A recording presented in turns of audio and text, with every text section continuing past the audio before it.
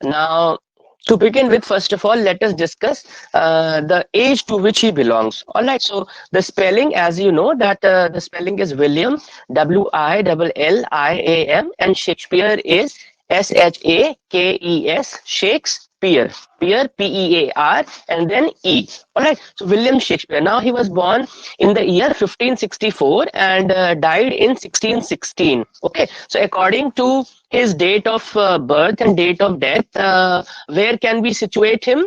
कौन सी एज को बिलोंग करेगा? अगर आपने पीरियड्स ऑफ इंग्लिश लिटरेचर मैंने आपको शेयर किया है सर एलिजाबेथन एरा। हाँ ठीक है, एक मिनट वॉल्यूम थोड़ा सा कम कर लूं मैं इसमें, यहाँ से 1 2 3। तो अगर एलिजाबेथन एज है, और एलिजाबेथन एज भी आपका कौन सी एज में बिलोंग करता है, मतलब सब वो है ना, सब क्लास है या सब फील्ड है उसके अंदर? रेनेसेंस।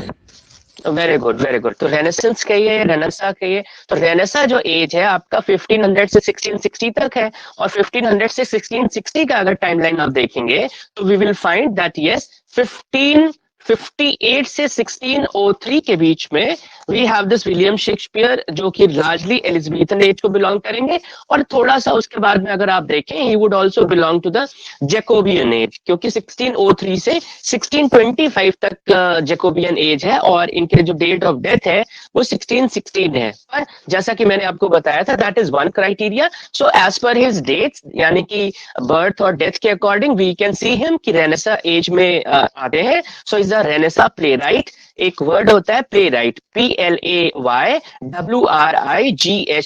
या फिर आप दूसरा वर्ड बोलिए ड्रामेटिस्ट। ठीक है, तो William Shakespeare as a dramatist या William Shakespeare as a playwright. Alright, तो ये आपका रेनेसा में एलिजाबेथन एज और जैकोबियन एज को बिलोंग करते, लेकिन मेजरली इन्होंने आपका एलिजाबेथन एज में लिखा और वो सबसे ज्यादा छपे। ठीक है, तो जो आदमी अपना प्रोलिफिक यानी अबंडेंस में जो काम अपना करता है मैक्सिमम, है ना, या कभी कभी ये हो सकता है कि जिस काम से उसको जो पॉपुलैरिटी मिल रही है, राइट, यानी कि जिस काम से उसको एक एक्नॉलेजमेंट मिल रहा है या जिसकी वजह से he becomes that particular author the way he is known as, वो उसको डिसाइड करेगा कि to which age does he belong. अब जैसे बहुत सारे ऑथर्स होते हैं जो पोस्ट्यूमसली पब्लिश होते हैं, यानी अपनी लाइफ टाइम में उनके वर्क्स छपे ही नहीं है। पोस्ट्यूमस कौन होता है? तो पोस्ट्यूमसली यानी जो अपनी डेथ के बाद में पब्लिश होते हैं, या उनको जैसे कोई उनके स्टूडेंट्स हैं या कोई और लोग हैं तो उसको कंपाइल करके वो करते हैं। So those of you joined late, good morning to all. हाँ, तो ये एक हमारी बातचीत हो गई। पहली बात कि विलियम शेक्सपियर किस एज को बिलोंग करते हैं। अब तक हमें ये समझ में आ गया that he belongs to the majorly Elizabethan age या फिर एलिजाबेथन प्लेराइट है, लेकिन रेनेसा के अंदर एलिजाबेथन आता है, जैकोबियन आता है, कैरोलाइन आता है और कॉमनवेल्थ पीरियड आता है। तो इसमें एलिजाबेथन और जैकोबियन में स्पैन करेगा और लार्जली एलिजाबेथन एज को बिलोंग करता है, राइट। तो एक तो ये हो गया। फिर आप देखिए एक खास बात इनके जो जब आप डिस्क्रिप्शन पढ़ेंगे, और ऐसा आप किसी और के लाइफ एंड वर्क्स में नहीं पढ़ते हैं, because when you read this you find that he was born, और एट करके लिखा रहेगा स्ट्रैटफोर्ड ऑन एवन या फिर स्ट्रैटफोर्ड अपॉन एवन। तो व्हाट डज दैट मीन? उसका मतलब क्या है? स्ट्रैटफोर्ड ऑन एवन और स्ट्रैटफोर्ड अपॉन एवन। भाई जैसे आप होते हैं तो आप ऐसे नहीं कहते हैं कि एवन रिवर के नाम, ठीक है, एवन रिवर का नाम है, और स्ट्रैटफोर्ड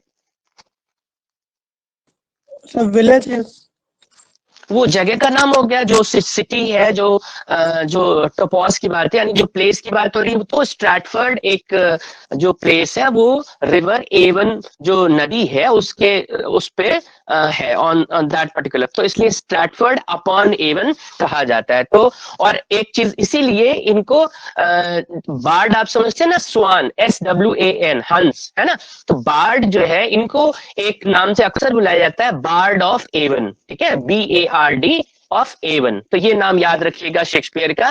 फिर विलियम शेक्सपियर को अक्सर आप फादर ऑफ इंग्लिश लिटरेचर भी कह बैठते हैं। तो यूजुअली जैसे फादर का जो नोशन है और हमारे इंडियन लिटरेचर में या इंडियन उसमें पार्लेंस में आप देखेंगे, so there is a joke कि बिकॉज हमारा जो कल्चर है, हमारी जो सिविलाइजेशन है, ये ब्रिटिश कल्चर से और अमेरिकन कल्चर से बहुत पुरानी है। तो जब कोई भी बात आती है तो कहा जाता है कि विलियम शेक्सपियर इज क्या कहते हैं कि फादर ऑफ इंग्लिश लिटरेचर और ये वो।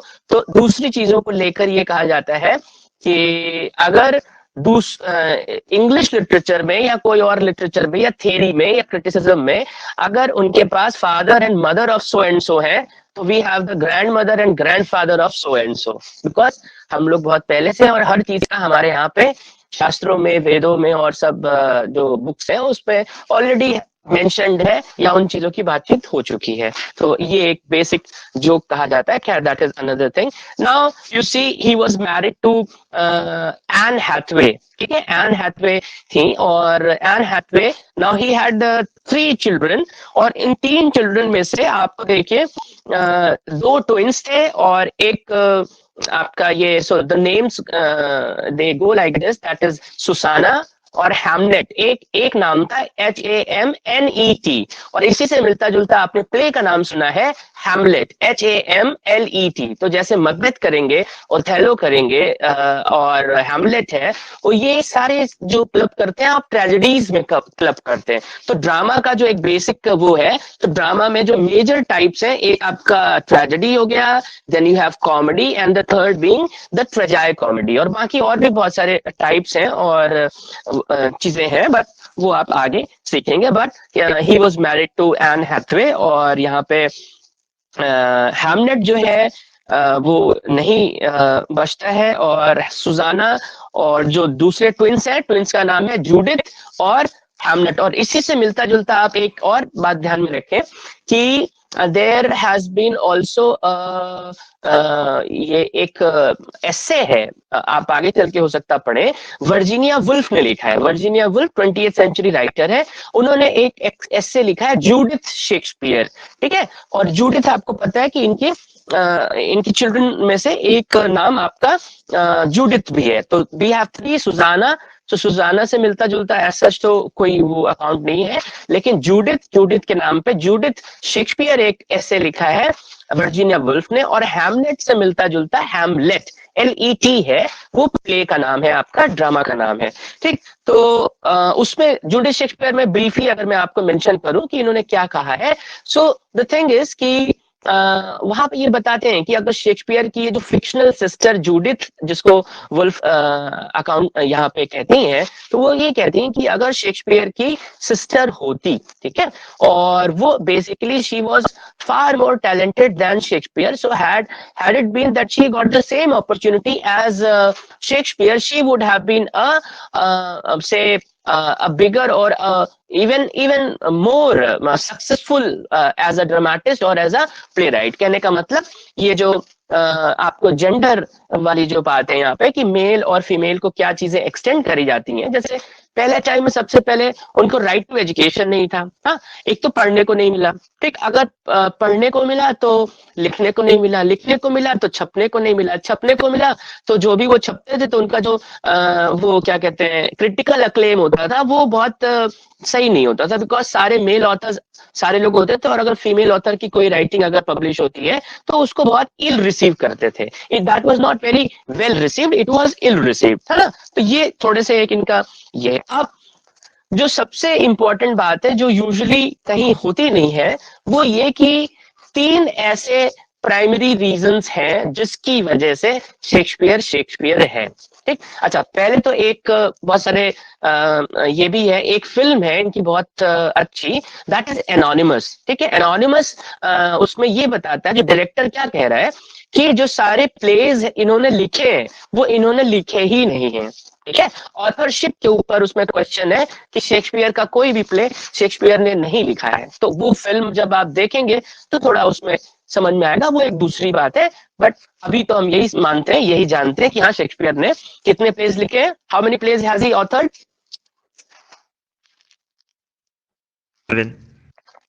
कितने? 37, ठीक है। तो 37 प्लेज है, और उसमें से वो सारे प्लेज को आप कैसे क्लब कर सकते हैं? How do you do that.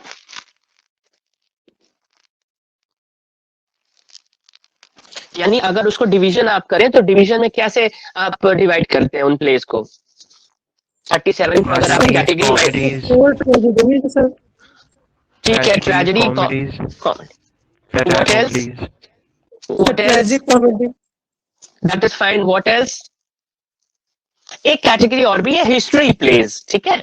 और एक कभी कभी जो इनके 3-4 प्लेज जो इन्होंने लास्ट में लिखे हैं तो वो उनका लास्ट साइकिल करके या आपका है ना ऐसे लास्ट प्लेस करके भी कहे जाते हैं। तो हिस्ट्री प्लेस बहुत इंपॉर्टेंट है, जैसे आप उसमें देखेंगे एडवर्ड, हेनरी और बहुत सारे इस तरीके से नाम है, तो वो हिस्ट्री प्लेस में आता है। बाकी आपका ट्रेजेडी, कॉमेडी, ट्रेजाई कॉमेडी, ये सब उसके मेजर डिविजन्स है। तो ये आपको क्लियर है। और ये सारे 37 जो प्लेज हैं आपके, बेसिकली अगर 3 कैटेगरी आप देखें तो ट्रेजाई कॉमेडी नहीं बनेगा, ट्रेजेडी, कॉमेडी और हिस्ट्री बनेगा। तो हिस्ट्री प्लेज बनेंगे। और यहाँ पे ये जो प्लेज है, अच्छा मैं ये बता रहा था कि ये 37 जो प्लेज है ये सारे के सारे time to time different languages में across borders, across the globe जो है ये परफॉर्म होते आए हैं, ठीक है। और उनका ट्रांसलेशन भी हुआ है और उनका फिल्म में अडेप्टेशन भी हुआ है, ठीक। अब आप रीजन सोच सकते हैं कि या कोई भी ड्रामेटिस्ट आप मुझे बताएं कि वो विलियम शेक्सपियर इतने क्यों फेमस है? क्या दूसरे प्लेराइट नहीं रहे होंगे दुनिया में? What is so peculiar about William Shakespeare? बताइए, anybody for that matter?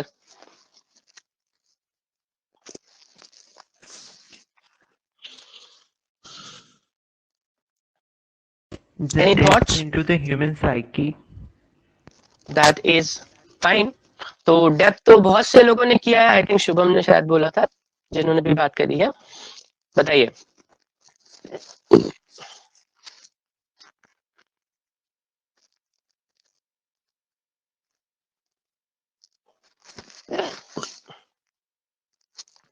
आप समझिए, ठीक है। ये यूजुअली बात होगी नहीं, लेकिन मैं आपको बताता हूं। ये 3 इंपॉर्टेंट चीज ध्यान रखिएगा। एक होता है द टर्म इज न्यूलोजिज्म, ठीक है।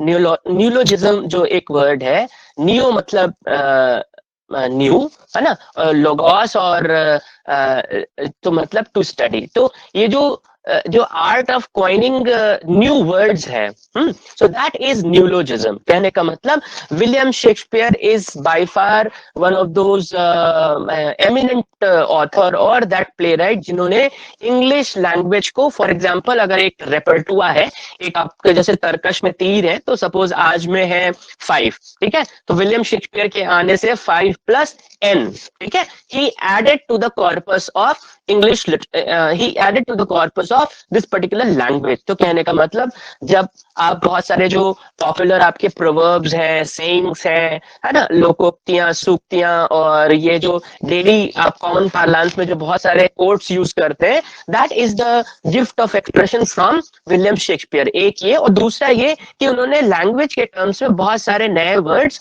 क्वाइन करे। तो ये जो art of coining new words होता है, इसको कहते हैं न्यूलोजिज्म, ठीक है। तो एक पहला रीजन, जब कभी कोई आपसे कहे, जब आप कहते हैं ना फादर ऑफ इंग्लिश लिटरेचर, तो ये फादर है क्यों? या सारे कोर्सेज में ऐसा कोई यूनिवर्सिटी इंडिया में या अब्रॉड नहीं होगा जहां पे शेक्सपियर प्रिस्क्राइब ना करें, ठीक है।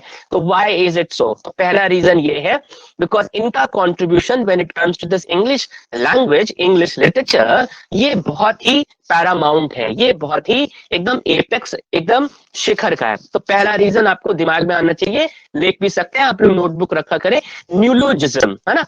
न्यूलोजिज्म यानी कि जितने वर्ड्स इन्होंने नए नए कॉइन किए हैं, इतने शायद किसी और ने नहीं किए हैं, ठीक। एक बात। दूसरा रीजन है जिसको आप कहते हैं एलिमेंट ऑफ यूनिवर्सलिज्म, ठीक है। यूनिवर्सलिज्म क्या चीज हुई? तो एक तो ये हुआ कि जब कोई आप लिखते हैं, फॉर एग्जांपल आपने क्लास में कुछ लिखा for your college magazine Jyoti Kiran, ठीक। अब ये क्या होगा, that is only to do with your, आपका क्लाइंट कौन है या आपके रीडर्स कौन है? आपका रीडर हो गया श्री जय Narayan Mishra post graduate college का जो भी स्टाफ है, टीचिंग नॉन टीचिंग स्टूडेंट्स जो भी, हाँ, तो वो उसका स्टाफ। तो ये यानी आपने ये लोकल उसको किया। फिर आप उसके थोड़ा और बाहर जाएंगे तो एक स्टेट लेवल पे आप कर सकते हैं, फिर आप और करें तो आपने ये डिस्ट्रिक्ट और ये इस तरीके से आप बढ़ेंगे, फिर नेशनल लेवल पे हो गया, फिर एक इंटरनेशनल लेवल पे हो गया। तो आप कोई भी चीज जो है उसमें होता ये है, फॉर एग्जाम्पल कि अगर कोई चीज में समथिंग विच, देखो सही, चाहे अच्छे लिटरेचर की बात कर ले या ट्रू लव की बात कर ले, something which will stand the test of time, okay, जो अगर 1 साल 2 साल 4 साल 5 साल इस तरीके से आगे जब आप बात करेंगे तो something which will stand the test of time, वही उसकी कसौटी, यानी उसका टच स्टोन जो है उसकी कसौटी यही है कि जो लंबे समय तक सस्टेन कर सके। तो लिटरेचर बहुत सारा लोगों ने लिखा और थोड़े टाइम बाद वो भुला दिया गया। कहने का मतलब उसमें ये जो एलिमेंट ऑफ यूनिवर्सलिज्म कम था। अब यूनिवर्सलिज्म क्या है कि अगर सिर्फ आप अपने जो इमेजरी है जो आप प्राइवेट और उस तरीके से यूज करेंगे तो it will only cater to the interest जिस लेवल पे भी आपने पिच किया है, लेकिन आप उसके अंदर ऐसी बातों को रखते हैं जिससे वो आपका एक्सपीरियंस तो है लेकिन it would appeal to the to any reader across the globe, ठीक है। तो वो हुआ एलिमेंट ऑफ यूनिवर्सलिज्म और इसकी वजह से ये आती है रिचनेस। तो चाहे ये तुम इसको हिंदी में ट्रांसलेट करके कोई प्ले पढ़ो, अब जैसे मेरे पास हिंदी में भी एक प्ले है और बहुत सारे ट्रांसलेशन इनके इंग्लिश प्लेस के हिंदी में है और one of them is done by my own professor which is Shakespeare की 7 रातें, है ना। तो one of the plays is Shakespeare की 7 रातें, वो है मेरे पास यहीं पे रखा है कहीं आसपास, तो वो है शेक्सपियर की 7 रातें। तो इंटरेस्टिंग है खैर। और हाँ, तो ये एक होता है। और देखिए कोई टेक्स्ट सबसे ज्यादा अगर उसमें रिचनेस होगी इसका मतलब डिफरेंट डायरेक्टर्स जो है, चाहे फिल्म की बात करें चाहे थिएटर की बात करें, वो एक ही चीज को अलग अलग पर्सपेक्टिव से उसको एनालाइज कर सकते हैं, उसको इंटरप्रेट कर सकते हैं, उसको प्रोजेक्ट कर सकते हैं। तो अगर ये रिचनेस होगी तभी उस चीज को, जैसे अगर कोई मल्टी लेयर्ड टेक्स्ट है यानी उसमें डिफरेंट एंगल से आ सकता है, तो वो डेफिनेटली सबके लिए एक अटेंशन का दैट इज देयर, राइट। और दूसरी जगह पे आप देखिए उसकी जो रिचनेस है, इस बात से भी आप देखेंगे कि अगर उसका ट्रांसलेशन इन डिफरेंट लैंग्वेजेस हो रहा है, तो शेक्सपियर के भी जो प्लेज है they have been translated in innumerable languages, ठीक है। तो ये जो चीज है ये उसके रिचनेस को बताता है। तो दूसरा पॉइंट इंपॉर्टेंट क्या हुआ, यूनिवर्सलिज्म। अच्छा यूनिवर्सल, अच्छा मैं आपको एक, there is a difference between time and tense, ठीक है। तो टेंस में जब आप बात करते हैं इंग्लिश लैंग्वेज में earlier there were only 2 tenses, so they were past tense and the present tense. Earlier we did not have future tense नहीं था, क्लियर। लेकिन future tense बाद में need based था, फिर बाद में future tense introduce हुआ।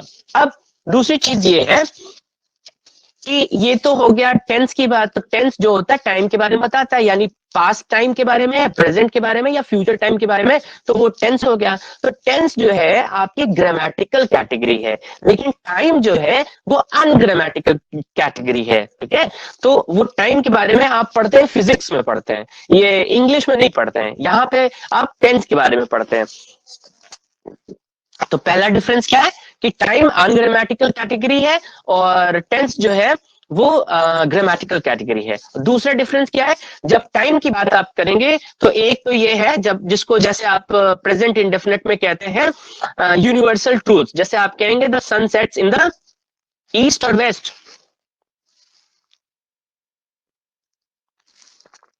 वेस्ट, कहाँ, West. वेस्ट। तो sun sets in the west जब कहेंगे तो ये प्रेजेंट टाइम में भी होता है, ये पास्ट टाइम में भी होता था, फ्यूचर टाइम में भी होगा, और ये यूनिवर्सल टाइम, कहने का मतलब जब कोई भी नहीं था तब भी यही था, ठीक है, जब हम आप नहीं थे, कोई नहीं था, तभी था, और जब कोई नहीं भी रहेगा तब भी यही रहेगा। तो ये जो यूनिवर्सल टाइम एक एक्स्ट्रा जो वो है, जिसे यूनिवर्सल ट्रूथ्स को आप सिंपल इंडेफिनिट और सिंपल प्रेजेंट जो है वो असाइन करते हैं, तो ये एलिमेंट ऑफ यूनिवर्सलिज्म है। यानी विलियम शेक्सपियर की जो भी बातें हैं जब उन्होंने लिखा था, उसकी आज भी वही कंटेम्प्रेरी रेलेवेंस है जो तब थी, या शायद उससे ज्यादा है। क्लियर?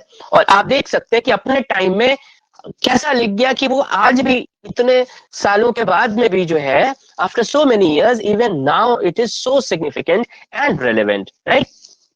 एक चीज कहलाती है जिसको आप कहते हैं फ्लड सब्जेक्ट्स। फ्लड जैसे आप जानते हैं कि वो it is recurrent in nature, वो टाइम एंड अगेन विजिट करती रहती है। तो फ्लड ये जो बाढ़ है वो आती रहती है टाइम एंड अगेन। तो उसी तरीके से आप बात करें, चाहे लव की बात करें, रिवेंज की बात करें, एम्बिशन की बात करें, तो ये सारी चीजों के बारे में शेक्सपियर ने लिखा है, और ये हमेशा हमेशा हमेशा इसके ऊपर लिखा जाएगा। तो ये ऐसे सब्जेक्ट्स कहलाते हैं फ्लड सब्जेक्ट्स। ठीक है, तो दूसरा पॉइंट, पहला पॉइंट था न्यूलोजिज्म, दूसरा पॉइंट था यूनिवर्सलिज्म। अब तीसरा इंपॉर्टेंट पॉइंट जो कि ड्रामेटिस्ट को आप ऐसे देख सकते हैं, इट इज डायरेक्टली प्रोपोर्शनल। क्या बात है कि अगर किसी ने, सबसे पहले आप ये ध्यान में रखिए, for example when you use language to mean something. अगर आप जब भी लैंग्वेज का यूज करते हैं, it is just to communicate, right? आप चाहते हैं कि आपने जो कहा वो दूसरे के द्वारा जो है इसको समझा जाए, उसको कम्युनिकेट हो, राइट? और अगर आप दोनों लोग सेम कोड शेयर करते हैं, सेम लिंग्विस्टिक कोड शेयर करते हैं, जैसे अगर मैं इंग्लिश या हिंदी में बोल रहा हूं, तो अगर आप भी इंग्लिश और हिंदी बोलते, पढ़ते, लिखते, समझते हैं, तो आपको मेरा जो मैसेज है वो कन्वे हो पाएगा, दैट आई बी। लेकिन अगर मैं हिंदी इंग्लिश कुछ बोल रहा हूँ और अगर आप एबोरिजिनल है या ट्राइबल कुछ लैंग्वेज है, तो हम दोनों लोग एक दूसरे को म्यूचुअली इंटेलिजिबल नहीं होंगे, क्योंकि मैं जो बोलूंगा वो आपको समझ में नहीं आएगा। सो विच मीन्स कि मैं जो बात करता हूं, जैसे कभी आप जो ऐसा भी हो सकता है कि आप जो बात कह रहे हैं और जो दूसरा व्यक्ति वो सेम कोड शेयर कर रहा हो, लेकिन वो जो कुछ भी आप कहते हैं उसके समझ में नहीं आता है, वो समझना नहीं चाहता है, तो आप ऐसे कहते हैं that we are mutually unintelligible. We are unintelligible to each other, कि हम आपकी नहीं समझ पाते और आप हमारी नहीं समझ पाते हैं। खैर, तो अब इससे जो पॉइंट है आपका, जो डायरेक्टली प्रोपोर्शनल की हम बात कर रहे थे, क्योंकि बीच में ये लैंग्वेज जो कम्युनिकेशन आ गया, अब कोई भी ऑथर इसलिए बताया था क्योंकि सपोज जो ड्रामेटिस्ट है, वो ड्रामेटिस्ट ने ड्रामा लिखा है, रीडर्स के लिए लिखा है। क्लियर?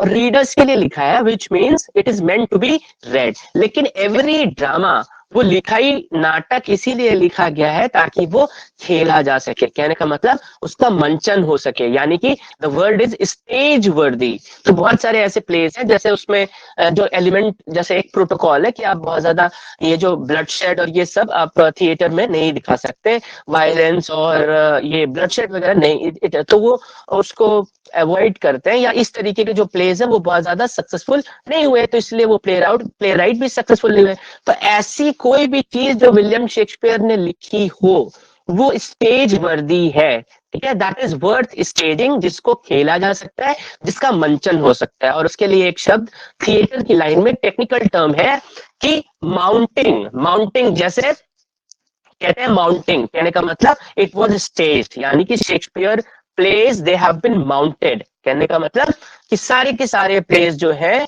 उनका स्टेज पे मंचन हुआ है, या उनका थिएटर में परफॉर्मेंस हुआ है। ठीक है, तो प्ले, तो जो बात आती है कि ड्रामेटिस्ट ने लिखा ड्रामा और थिएटर में होता है प्ले, कहने का मतलब वही ड्रामा जब परफॉर्म होता है तो that is a play, and every dramatist writes this particular drama in order to be performed। और जिस ड्रामेटिस्ट का ड्रामा सबसे ज्यादा परफॉर्म होंगे, वो सबसे ज्यादा सक्सेसफुल ड्रामेटिस्ट होगा, माना जाएगा। ये डायरेक्टली प्रोपोर्शनल है। सो यानी कि जितने the number of plays written by the author, okay, और the success of the playwright is directly proportional to the performance of his plays. ठीक, तो ये थर्ड पॉइंट था जिसकी वजह से जो ड्रामा आपको दो प्रिस्क्राइब्ड है, एक है मैकबेथ और दूसरा है as you like it. Clear? तो ये तीन रीजंस क्या क्या है, आप 3 वर्ड्स में बताएं मुझे। पहला अर्पिता, आपको आवाज आ रही है? तो कोई एक रीजन बताएं व्हाई शेक्सपियर इज रिमेम्बर्ड और why Shakespeare is so crucial for all of us. आवाज, हाँ बताइए। The first one is Neologism. न्यूलोजिज्म, NEOLOGISM। फिर दूसरा, Yes, sir. If I can, हाँ दूसरा अगर हम पूछ सकें, let me ask, do we have Ashish Shukla, आवाज आ रही है तो बता सकते हैं, या फिर मे बी हिमांशु आप बता सकते हैं, और प्रीति, हुसेवर कोई है?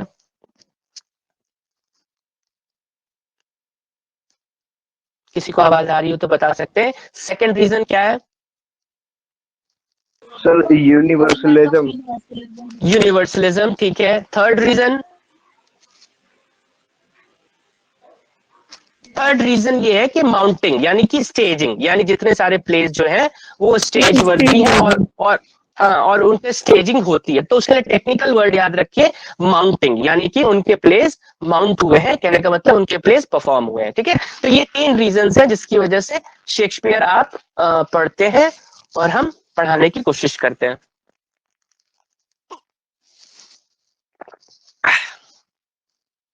ठीक, तो ये तो कुछ चीजें हैं, और बहुत अच्छे फैसिनेटिंग फैक्ट्स हैं, वही हम लोग आज थोड़ा सा डिस्कस करेंगे। और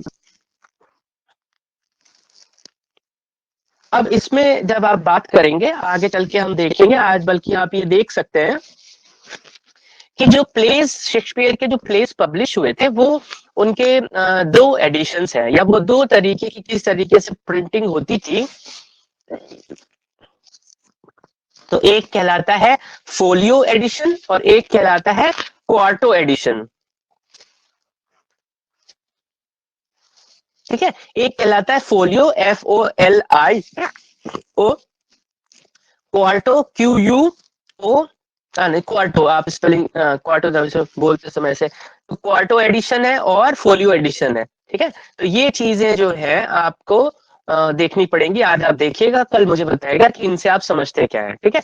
एक आप देख के ही बताइएगा, दैट वुड बी बेटर। तो फोलियो एडिशन और क्वार्टो एडिशन क्या होता है, शेक्सपियर का जब भी प्लेज आप पढ़ेंगे तो आपको ये बात पता होनी चाहिए, ठीक।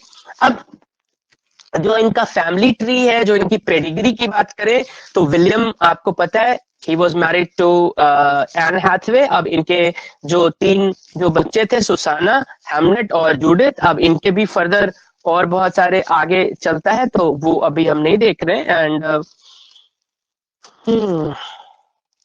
बहरहाल 1670 में जो लास्ट ऑफ द इनका जो शेक्सपियर फैमिली का जो था, एलिजाबेथ है ना, इनकी जो ग्रैंड डॉटर थी एलिजाबेथ, 1670 में उनके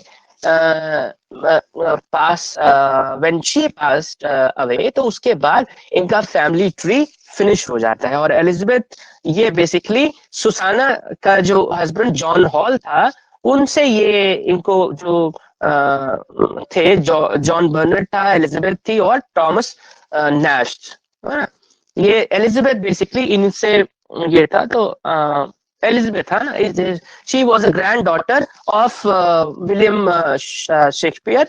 तो ये 1670 में उनके ना रहने के बाद उनका जो फैमिली जो वंश जो है वो फिनिश हो गया था। अब आप जैसे इम्पोर्टेंट,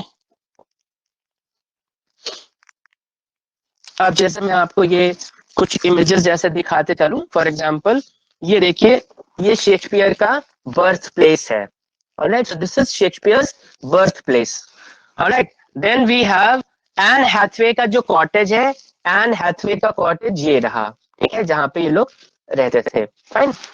उसके बाद में इम्पोर्टेंट, फिर देन वी हैव मेरी आर्डन। तो मेरी आर्डन का हाउस जो है, मेरी आर्डन का हाउस ये रहा। आप कहेंगे लगभग तो सब सेम ही दिख रहा है सर, इसमें बहुत समझ में भी नहीं आ रहा, बट इट इज जस्ट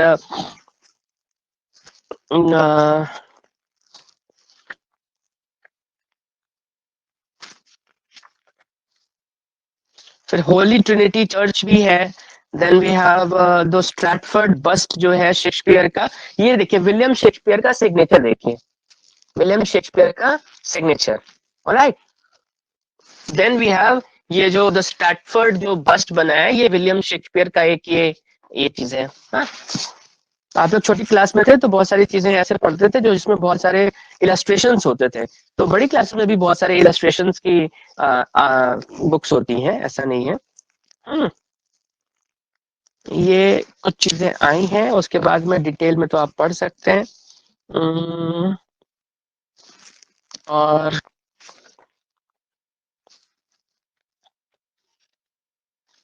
आपका पेपर 2 कौन सा है? Paper 1 is your drama, paper 2 is your prose. Yes sir. अच्छा, तो ये देखिए आपको कौन सी बुक्स आपको रिक्वायर्ड है, जैसे बहुत सारे लोगों की तरफ से ये रिक्वेस्ट भी आ रही है, तो एक किताब तो आपको मैं ग्रुप में भी भेज दूंगा, एक किताब आपको ये चाहिए, इसके अंदर आपके एसेज आपको मिल जाएंगे। दिस इज सिलेक्टेड एसेज, ठीक है। ये किताब का नाम है selected essays, Orient Blackswan की किताब है, an anthology of English essays for undergraduate students और department of English and modern Indian languages, university of Lucknow, ठीक है। ये किताब आपको रहेगा और इसमें आपके जो भी एसेज हैं, जिसमें से आपने देखा होगा टीचर ने उसको स्नैप्स शेयर करे हैं, this would be less than 100 rupees, है ना। तो ये आप किताब ले सकते हैं और ये आगे भी आपको दूसरे सेमेस्टर में भी रिक्वायर्ड होगी, क्योंकि 2 जगह आपको प्रोज का वो है, लेकिन प्रोज केवल उनको ही पढ़ना है जिनके पास मेजर है ना।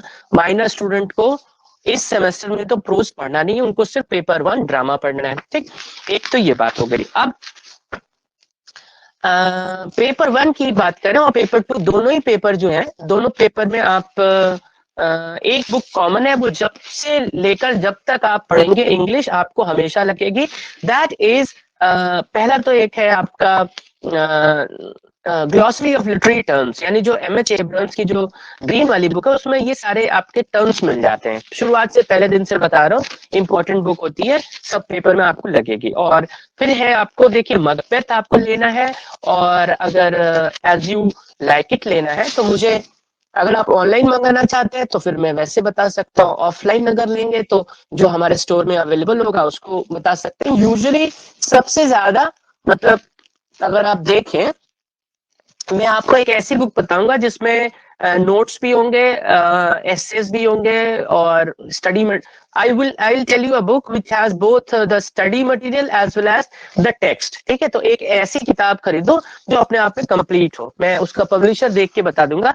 अदरवाइज ज्यादातर जो है आपको, जैसे ये जो एडिशन होता है मैकमिलन के AW वेरिटी एडिशन सबसे ज्यादा मतलब यूज होता है ना, AW वेरिटी। तो शेक्सपियर के ये जो प्लेज हैं बाय एडिटर आपका AW वेरिटी, दूसरा टीचर कुछ और बताएगा, लेकिन आज में लखनऊ में और जो सबसे ज्यादा पढ़ा जाता है, जो स्टैंडर्ड एडिशन माना जाता है, जिसमें गलतियां कम होती हैं या ऑलमोस्ट नहीं होती हैं, वो आपका मैकमिलन का होता है। बट पहले मैकमिलन जो था, अब शायद इन्होंने ट्रिनिटी वालों ने ले लिया है, तो ट्रिनिटी के नाम से भी आपको वो बुक हो सकती है, ट्रिनिटी पब्लिकेशन, है ना।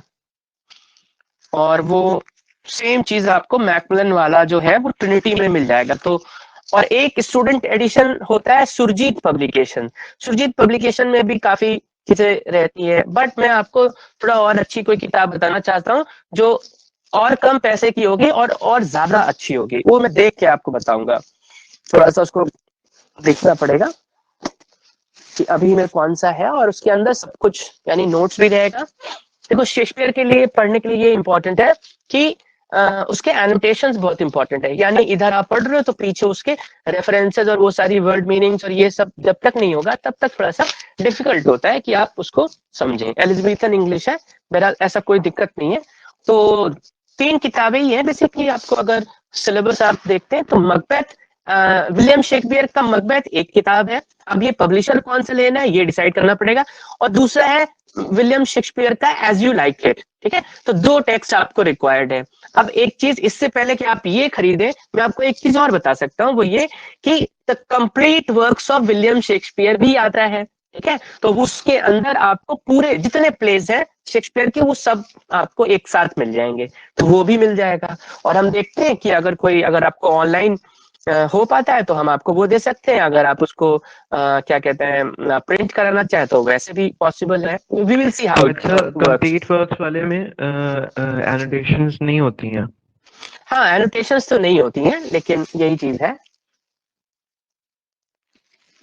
एनोटेशंस के लिए सर कोलगर है, पेंगुइन है, ऑक्सफोर्ड भी है, बट ऑक्सफोर्ड काफी एक्सपेंसिव हो जाता है। ऑक्सफोर्ड एक्सपेंसिव है, लेकिन मैं इन सबसे अच्छी मैं आपको बताऊं तो दूसरे एडिशंस है, वो एक बार देखने दीजिए, क्योंकि हो सकता इधर बीच में अगर मैं वहाँ कॉलेज में लाइब्रेरी गया तो because we have ordered library में हमने अलग अलग पब्लिशर की अलग अलग एक ही किताब बहुत सारी मंगाई हुई है ना, तो उससे पहले हम उसको वहां से देख लेंगे तो जहां तक हमें समझ में आएगा। वैसे कम पैसे में तो ओरिएंट ब्लैक स्वान की किताब मिलती है और कैटलॉग भी रखे हुए हैं, कैटलॉग से भी देखना पड़ेगा। तो once I have seen only then I will say कि भैया ये वाली ले लो, क्योंकि मुझे पता है पब्लिशर तो बहुत सारे हैं, लेकिन जिससे हमारा बीए का स्टूडेंट, जिसमें हमारे एक बुक एक ऐसी होनी चाहिए जिससे हमारे एडवांस लर्नर्स भी खुश रहे, एवरेज लर्नर्स भी खुश रहे और गुड लर्नर्स भी जो है वो भी खुश रहे कि हाँ सभी के लिए सब कुछ होना चाहिए। एक ऐसी किताब हम बता दें, अब जैसे वेरिटी एडिशन है, वेरिटी एडिशन है अच्छी, लेकिन उसको पढ़ने के बाद आपको लगेगा कि आपको बहुत ज्यादा जो है अपने मन से नहीं समझ में आ रहा है, उसके लिए आपको एड चाहिए। इसी तरीके से दूसरा, लेकिन we should not go for substandard thing, तो आप ऐसा कोई मटेरियल मत लीजिएगा। तो almost we are nearing time.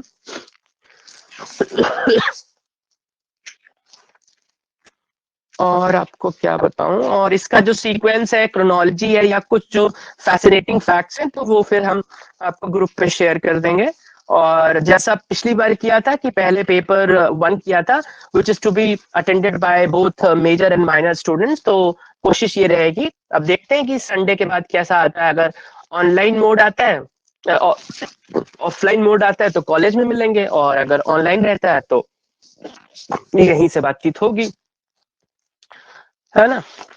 तो एबीसी ऑफ शेक्सपियर अभी तो आज खत्म नहीं हो पाया, व्हाट आई एम आपको किस नोट पे छोड़ के जा रहा हूँ वो ये कि आप सबसे पहले तो वो देखेंगे क्या कहते हैं आपका फोलियो एडिशन क्या होता है और क्वार्टो एडिशन क्या होता है। आज आपने बहुत सी नई बातें सीखी होंगी, ऐसा मेरी उम्मीद है।